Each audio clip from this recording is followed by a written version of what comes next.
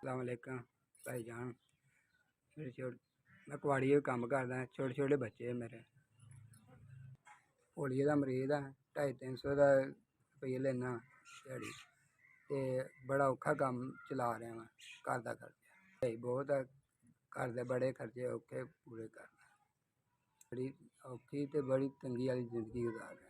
जो नहीं है जिंदगी तो बड़ा तंग।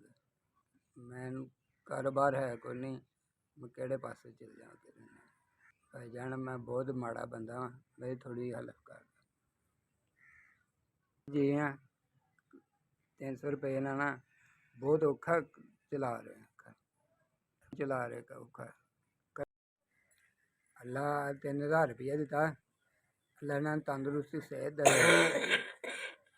अल्लाह ने मैं अपने बच्चों वास्ते राशन ली खर्चा पाना वा, समान आटा लिया घ्यो खर्चा। अल्लाह बहुता बहुता दवे इन्हों रहते।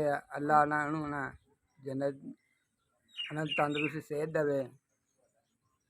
खुश होया अल्लाह तंदुरुस्ती दवे सेहत दवे। मेरी मदद की है जिथे खुदा अल्लाह ना तंदुरुस्त सेहत राशन पालन